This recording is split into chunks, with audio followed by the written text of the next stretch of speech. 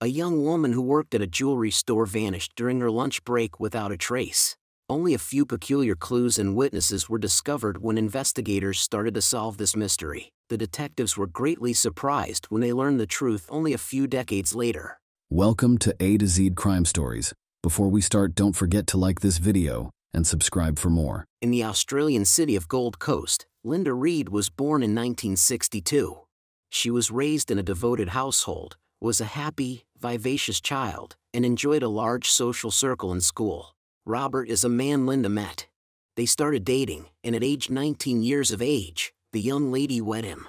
They envisioned building the home of their dreams and raising a sizable, sociable family. Not long after the wedding, the newlyweds got to work on this. To get the house built as soon as possible, they bought a piece of land and started saving a significant portion of their income for construction. The couple opted to live in a trailer in Robert's parents' backyard rather than pay rent. Linda obtained employment as a salesperson at a jewelry store, and she took a job at a big shopping mall and liked it right away. She connected with the team, and the decent pay helped her save for her dream house even more quickly. Due to the impending holidays, December 1983 was tense because there was a frenzy in the shops. Linda, who was 21 at the time, had to work harder than usual. There was no exception on December 13th. Linda worked hard from the start of her shift and didn't get a chance to take a break until 12 o'clock. She typically ate lunch in the same, but on that particular day, it didn't happen. Instead, they went to the mall and came back earlier than expected. Linda had never been late before the workday started, so her co-workers were very taken aback when she still did not arrive after her break at the scheduled time. It appeared as though she had simply made the decision to leave her ship. The young woman approached her job with the utmost responsibility, so her co-workers didn't think she could do it without telling them. When Linda did not arrive home after her shift, he was also taken aback. After some time passed, he got in touch with her co-workers. When they informed him that his wife had not returned from her break, Robert's level of worry increased significantly. He went to the mall and began exploring the area, looking for Linda. The young woman frequented a number of additional locations, which he went to later, but he was unable to locate her. He was getting more and more worried that something bad had happened with each minute that went by. That evening at 7 p.m., the man made the decision to call the police because of what had happened to Linda. He was informed by the operator that a report of an adult missing would only be taken into consideration after 24 hours had passed. The mother of Linda also made contact with them but got the same response. The report was eventually accepted, but the relatives had to wait until the following day. When Linda took her break, the police started an investigation to find out what she was doing. The young lady had gone shopping for New Year's Eve. They discovered several stores are housed in the same structure. She then went to her bank branch to pick up a check to pay her bills. The last person to see her was the security guard at the mall, who had seen Linda drive away from the parking lot. The young woman's family did not know why Linda left in the middle of her shift or, more importantly, where she was going,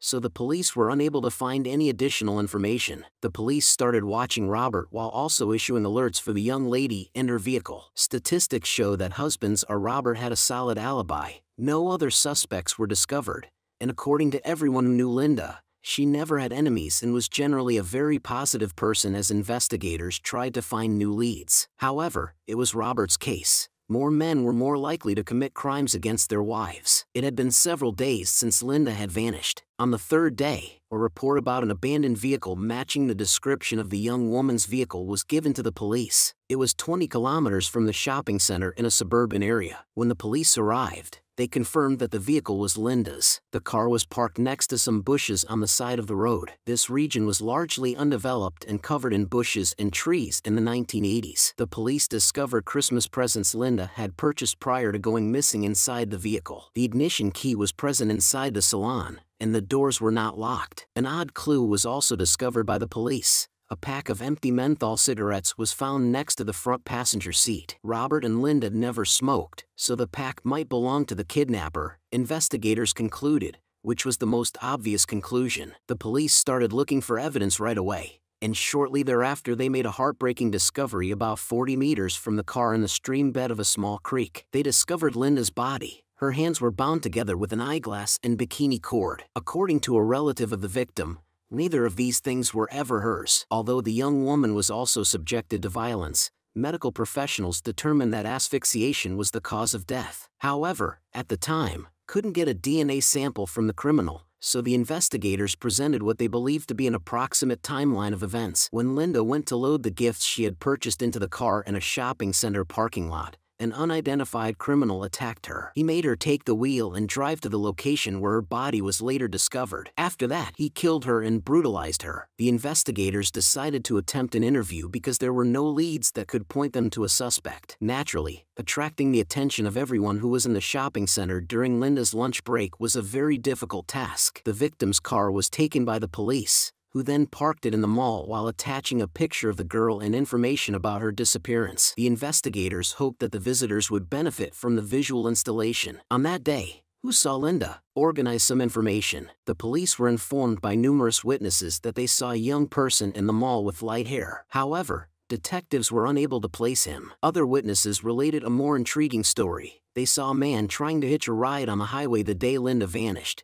less than a kilometer from where the victim's body was discovered. The van driver soon informed the police that he had picked up a man who was hitchhiking on the same day and in the same area as other witnesses had seen him. It got interesting at this point. According to the driver, the man was since an empty pack of menthol cigarettes was discovered in the victim's car. The man was seen smoking menthol cigarettes while holding the entire pack in his hand. As soon as this was discovered, forensic experts looked at the driver's van and discovered a fingerprint on the glass close to the passenger seat that did not resemble the owner's prints. Sadly, a comparison with current databases produced no findings. The driver's superficial description of the suspect did not match that of Prince, the owner, not assist in the man's capture by the police. The search for additional evidence came up empty, and the case's investigation was put on hold for several months. Not until 1985, when a prisoner in one of the state's prisons who was a police informant provided investigators with an intriguing tip, did a new lead come to light. Craig Andrew McConnell, who shared his cell with him,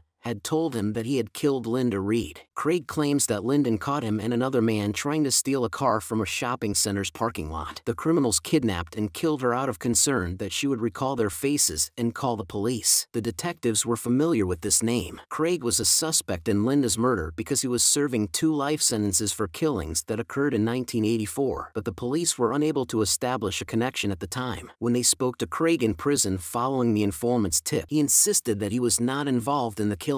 He added that his cellmate made everything up and that they never spoke about it regarding the incident, but the police were slow to believe him. Just a few months after Linda's passing, Craig committed 2 heinous murders, so the informant's account may be accurate. The suspect's fingerprints did not match those on the van's glass when forensic experts compared them. The detectives decided to go to trial in 1986 despite this because they still thought Craig might be the murderer. The only evidence against him was an informant's claims, but he himself did not live to see the beginning of the trial. He passed away shortly before from an overdose of illegal drugs. However, the prosecution had his entire story. According to the informant Craig, who gave him a rough map of the location where he left Linda's body. Experts determined that the terrain was fairly accurately matched, right down to the location of the trees. Additionally, Craig claimed that Linda warned the kidnappers that Rob would seek retribution.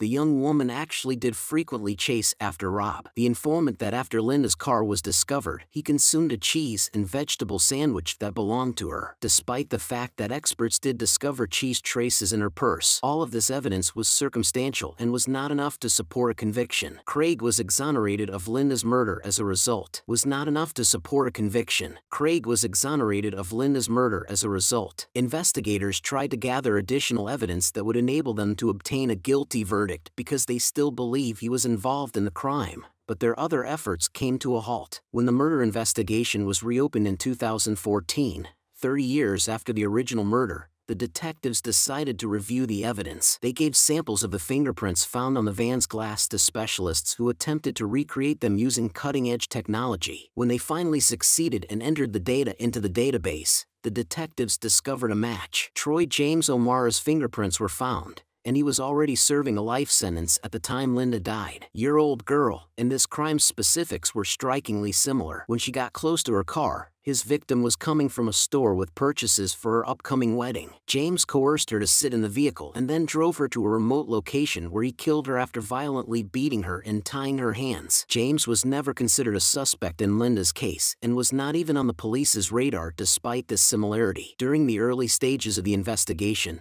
the detectives remembered another fact. Several witnesses reported James, who was only 17 at the time, matched the description after seeing a fair-haired teenager in the mall's parking lot. Despite this, the police were determined to gather as much evidence as they could, and they were in for an interesting turn of events. Although it was no longer listed as evidence in the documents, it turned out that a DNA sample of the individual who had assaulted Linda had been kept at the warehouse during this time. It was almost by accident that the researchers found it, but there was one issue. The sample was local experts were unable to reconstruct the perpetrator's profile from the item because it was very small and had already started to deteriorate. The detective forwarded it to a cutting-edge lab in New Zealand, where the specialists were able to extract the profile and it perfectly matched James's DNA. Given that the criminal was already serving a life sentence, the investigation into all of this took the investigators several years. They could take their time and prepare the case for trial in the proper manner. Ultimately, James wasn't detained until August 26,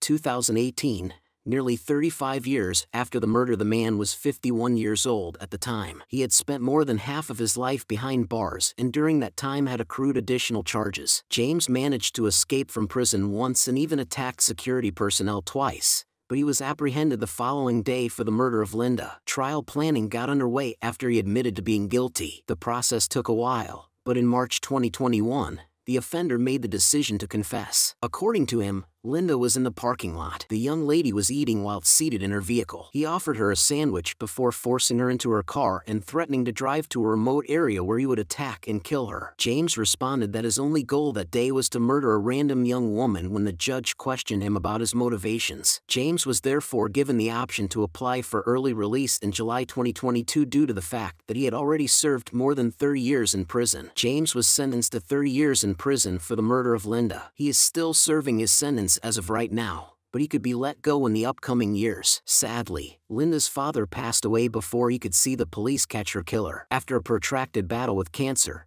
he passed away despite having spent decades wanting to know what happened to his daughter. Robert promised Linda that he would never remarry after his wife passed away because he loved her so much. At the trial, following the announcement of the verdict, he thanked the investigators and said that James had permanently deprived him of his family. The circumstances surrounding Craig and the informant story are murky. Be aware that the informant was a seasoned criminal himself and would have benefited greatly from aiding in the investigation. He might have lied to the police, and all the pertinent information about the case could have been found in the newspapers. Share your opinion on this story in the comments and don't forget to like it. Thanks for watching.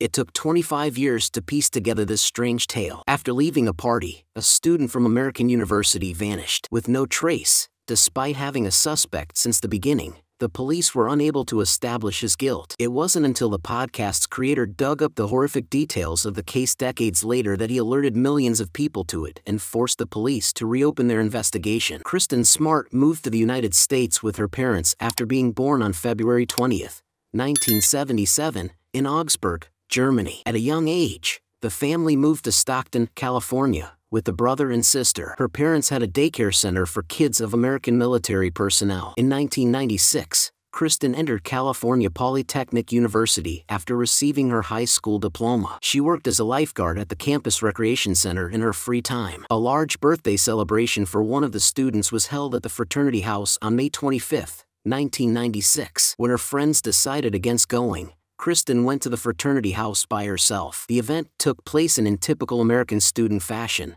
A sizable group enjoyed themselves that evening by drinking, dancing, and listening to music. Two other students, Tim Davis and Cheryl Anderson, who had both been at the party, saw Kristen on the street and decided to walk her home after she overindulged and felt bad. At around 2 in the morning, Kristen went to her dorm because she could hardly walk by herself. Paul Flores, a fellow student who had also attended the party, joined them after a while and offered to walk Kristen to her dorm because he himself had not yet arrived. Lived closest to Cheryl and Tim bid them farewell before departing because they had to go in the opposite direction. Since then, nobody had seen Kristen alive. Her disappearance was not initially given much thought. Margarita Campos, Christine's roommate, was the first to express concern. After the party, she was certain that her friend would head back home, but she never did. The fact that Christine's belongings, including her wallet, bank card, and passport, were still in her room and she couldn't just pick them up and leave added to her anxiety. After the young woman vanished, Marguerite did not alert campus police until 2 days later. Campus police apparently didn't take a roommate's claim seriously, despite the fact that she apparently hoped up until the very last moment that Kristen was okay and would go home. It was the previous weekend, and the day before was the United States official Day of Remembrance, which honors fallen American service members. The fact that Kristen had left all of her valuables and important papers in the dorm did not cause any concern for the local police. They simply assumed that she had gone home. Separately, the distance between the university campus and Christine's hometown was 7 hours, making it too difficult to suddenly travel that far without money and identification, especially at night. A few days later, the neighborhood police made up their minds to report to work and called the parents of the young woman. The mother of Christine reported that her daughter had not called or visited the house in a while. The mother was alarmed by that call, and the parents went to the police. But even then, the police were reluctant to launch an inquiry. They claimed that since Christine had vanished not long ago, she might have been out with friends. The search didn't start until the 4th day after she vanished. First, but there were no results from the search. Paul Flores, who volunteered to accompany Chris to her dormitory door and was supposed to be the last person to see her, was the first person the police questioned. He told the investigators that after parting ways, SRI Kristen went to her dormitory and then to her house by herself. He allegedly went straight to bed after that, but this account quickly unraveled. Around 5 a.m., Paul's roommates observed him enter the bathroom, while he and Kristen parted ways after 2 a.m. The young man also had scratches on his knees and a black eye. When questioned by several people, he provided 3 different accounts of how he sustained all of these wounds. Despite the fact that Paul Flores seemed very suspicious, there was no concrete evidence against him. After Christine had been missing for a month, authorities had widened their search to include Christine's hometown. Because of the case's resemblance to the plot of the well-known TV show Twin, local journalists hyped it. Peaks: the young woman was killed by 2 men on campus, then driven to the cliff and thrown into the water, according to their version of events, which was even mentioned in the news. Of course, the police have no evidence to support these claims. Christine's parents filed a lawsuit against Flores a year after she vanished, accusing him of being involved in the teen's disappearance. Paul gave sworn testimony in 1997, but he only provided his name in response to one question out of all the others. Every other time, he invoked the Fifth Amendment, which prohibits the accused from testifying against him or herself. Then, Paul's parents sued Christine's family for moral damages, but neither of these lawsuits succeeded because the police lacked sufficient proof to bring charges against Paul. 6 years after Christine went missing, on May 25, 2002, the government declared her dead. They also made no progress toward cracking the case during that time. This continued until 2018, when Chris Lambert, a Californian, made the decision to launch his own podcast series on various crimes. He was 8 years old when Christine vanished, and he clearly recalled the spooky news report from that time. He made the decision to conduct his own investigation 22 years later and was shocked by how careless the police had been the entire time. Chris began by speaking with each of the witnesses to the incident. He discovered Paul Flores had a bad reputation from college students. Although the young man had repeatedly harassed female students, no official complaints were ever made. Chris further examined the police's actions and came to the following conclusion: that they had committed a number of serious mistakes. 2 months after the young woman vanished, the detectives did not show up at Ruben Flores, Paul's father. The police should have started an investigation into the residence right away, given that Paul was living with his father, but when they did show up to search it, they were very careless. The detectives failed to bring a forensic expert or a police canine trained to detect the smell of decay. The search was therefore essentially fruitless. The investigators also missed looking at the Flores family's 2 vehicles, one of which Paul might have used to transport Kristen from the campus to her father's home. One of the cars was sold, and the other was allegedly stolen a few months after the police visit. One of the key clues was hidden at Paul's mother's house, but the police never showed up there. 4 months after Kristen Smart vanished, Chris Lambert learned that Mary Lassiter, who had rented Paul's mother's home, had found a necklace link that was remarkably similar to the one Kristen was wearing. This necklace was also visible in photos that had been circulated throughout the city. Lassiter immediately took the evidence to the police, but they rejected it as evidence and later lost it entirely. The backyard at Paul's mother's house had always been concreted, but soon after the young woman vanished, a small piece of concrete was cut out, and a flower bed had been planted in that location. Mary Lassiter told Lambert an extremely unsettling tale every day since moving in. Mary had seen a very strange thing in the backyard of the house. Every day at the same time, at 4 a.m. and 4 p.m., I heard sounds emanating from that specific flower bed. She would hear a sound that resembled a wristwatch alarm, but it would soon stop, and it was probably the battery that had died. Christine's mother, Miss Smart, informed Chris that her daughter had set the alarm for 4:20 a.m. because she had to be at the recreation center for work at 5 that morning. Millions of people who listened to Lambert's podcast in 2019 were horrified by what they had heard, were affected by the police's carelessness and inaction. Even though there was a lot of circumstantial evidence, Chris' discovery shocked the audience even more. Since Paul Flores is still at large,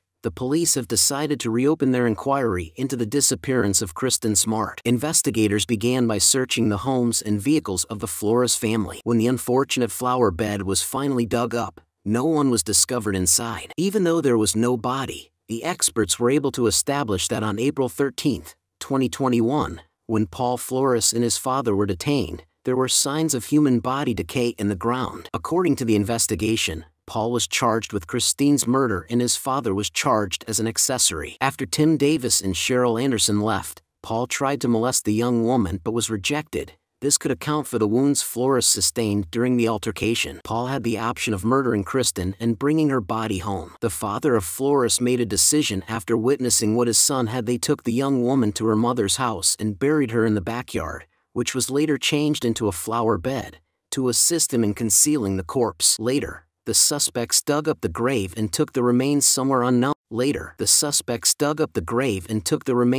unknown. Apparently fearing harassment from the police. First-degree murder was found to have been committed by Paul Flores. He could be sentenced to 25 years to life in prison by a Monterey County jury. Ruben Flores, his father, was charged with being an accessory to the crime and could spend 3 years in jail. The parents of Christine published acknowledging Chris Lambert and all concerned parties for helping to ease the family's grief over the case's resolution despite the long period of time since their daughter vanished. One thing they ponder is whether Flores' mother was aware that her son had committed a crime. She didn't have any suspicions about the flower bed that had been unexpectedly planted in the backyard, or perhaps she had been aware of what had happened that night all along but had chosen to remain silent out of love for her son. Of course, there would be some unanswered questions, but that didn't matter right now. Maybe someday Kristen Smart will discover the remains of the young woman. Share your opinion on this story in the comments and don't forget to like it. Thanks for watching.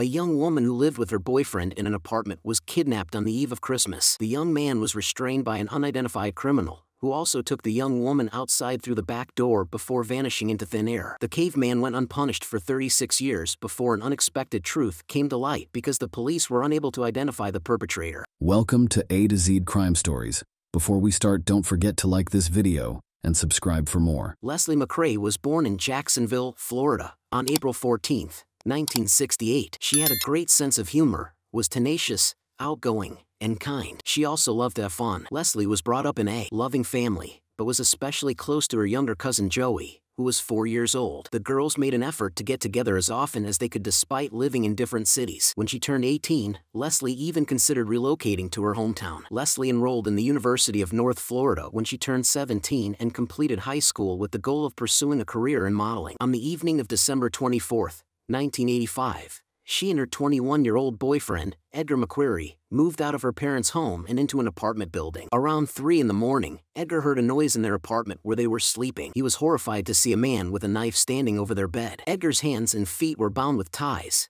and the unidentified criminal threatened him with a weapon to keep him from defending himself. Leslie was then led outside the apartment through the back door after being similarly bound. Still restrained, Edgar could do nothing but watch in horror as the kidnapper took Leslie. He had to spend 3 hours getting his hands free before calling the police at around 6 o'clock. Considering that the room was nearly pitch black when Leslie was taken, I took Edgar's advice and started looking for her. With the exception of brown hair, Edgar was unable to make out the perpetrator's face or any other distinguishing characteristics. Although it was obvious that the kidnapper had used a means of transportation to kidnap Leslie, the police were unsure of the type of vehicle he had used. They were looking for witnesses and scanning the street when they got a call at their station. 8 kilometers from Leslie's apartment, 3 hours after the kidnapping, a man who was out for a morning run came across a woman's body lying in a ditch next to the road. As soon as detectives arrived on the scene, they recognized the young woman. There were numerous wounds all over her body. Her clothes were missing or torn in some places. The young woman had more than 20 wounds from sharp objects, according to medical professionals, and she also had numerous bruises all over her body. In addition, the killer had, despite the fact that DNA analysis wasn't widely used in those days, experts were able to extract his biological material. Since there were no other helpful hints at the scene and this evidence could not be used to identify a suspect, the police decided to concentrate on looking into the victim's apartment as soon as possible. They had significant reservations about what had transpired that evening. The victim's boyfriend claimed that the intruder had entered the apartment stealthily, but there were no signs of a break-in and there were no indications of a struggle inside the rooms. The back door through which Leslie was allegedly taken out was also covered in cobwebs. No fingerprints were discovered on it, and despite a thick layer of dust surrounding it, there were no shoe prints. All of this suggested that the boyfriend's account might have been made up, which raised the obvious query: does he have any involvement in the murder? This version did have some subtle differences, though. Investigators questioned whether the boyfriend could have shot and killed his girlfriend, then went back to the apartment and dialed 911. Experts suggested that her body was dumped on the street after Edgar dialed 911. Making him no longer be thought of as a suspect. The detectives searched for new leads over the following few months, but they were unsuccessful on each occasion. As a result, the investigation was ultimately put on hold in 1986. The only significant evidence in this case was the criminal's biological material, which the investigators hoped would eventually help them identify the murderer. Leslie's kin never gave up hope of solving this case, even though it languished in the records for many years gathering dust. They contacted numerous authorities and independently gathered data that might have been helpful in cracking the case, but due to resource constraints, they were unable to uncover any fresh leads. Sarah Adams, Leslie's mother, diagnosed with a severe nervous system condition that essentially robbed her of her ability to speak. She nevertheless kept in touch with the investigators via notes. Following that,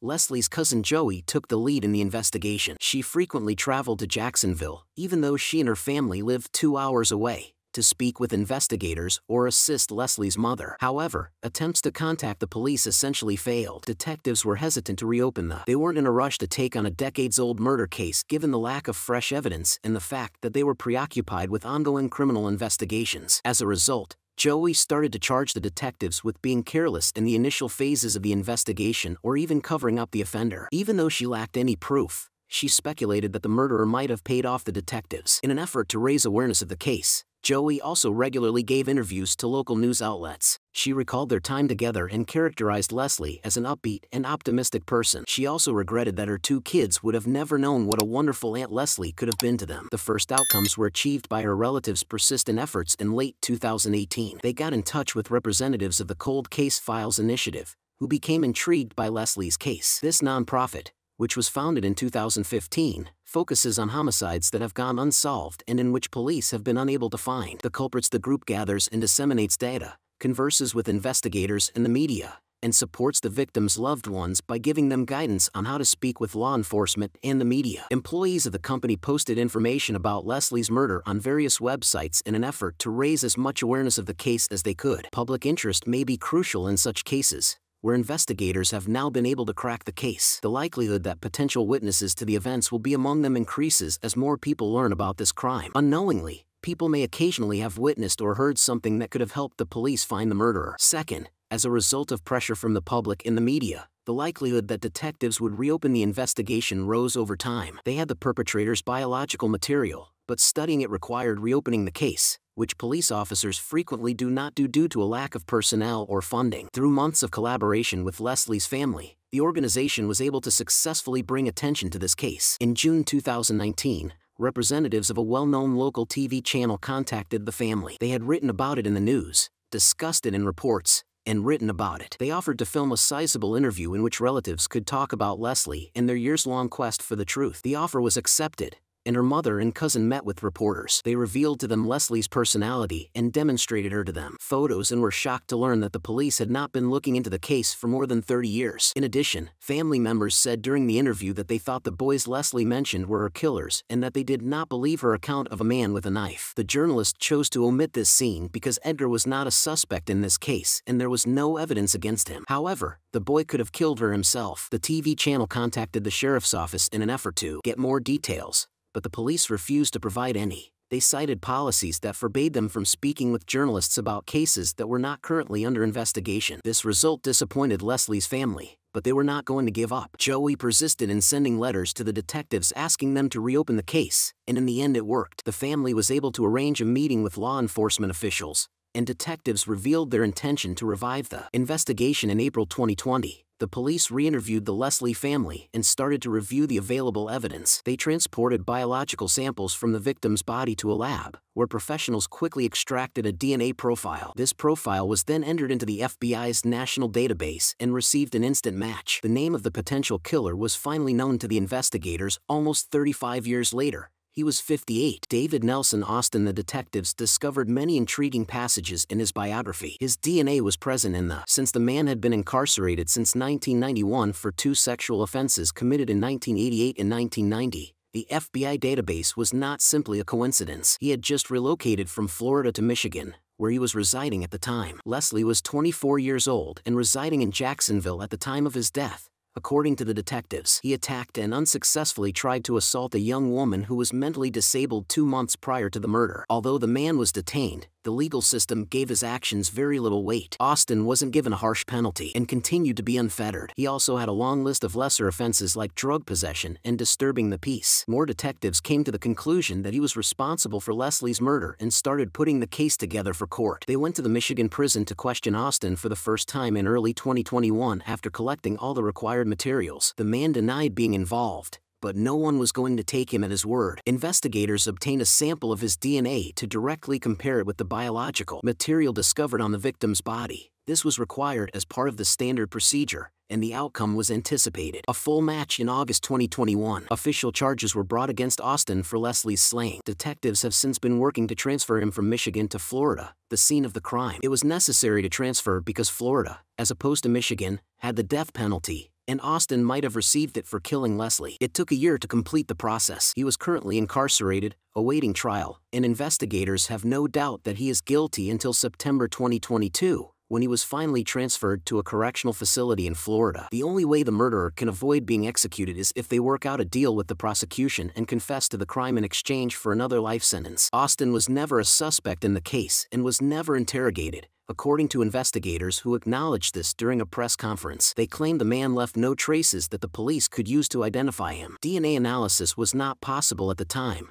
and his DNA was only added to the FBI database in 1991, making it impossible to pursue him. Joey stated in an interview she gave 6 years after the murder that she had always thought Leslie's boyfriend was the perpetrator. She didn't realize Edgar was a victim in the narrative until investigators disclosed the identity of the true perpetrator. She is anticipated to be the trial's key witness. She was surprised to hear Leslie's mother say that she had forgiven her daughter's murderer. They were all close relatives, but they all respected her choice. Interestingly, Austin has a son named Owen who he has never met, but they keep in touch frequently via email. When journalists contacted Owen, they discovered that he was horrified by the accusations made against his father. Austin himself wrote to him about it and added that he was not involved in the crime. Meanwhile, despite being fully aware of other criminal incidents in his father's life, his son kept in touch with him. If there are no further developments, Austin's trial is anticipated to start soon. Bureaucratic snags. Despite the fact that the truth has now finally surfaced, he might be sentenced in a few months. The victim's family continues to hold investigators accountable for their negligence,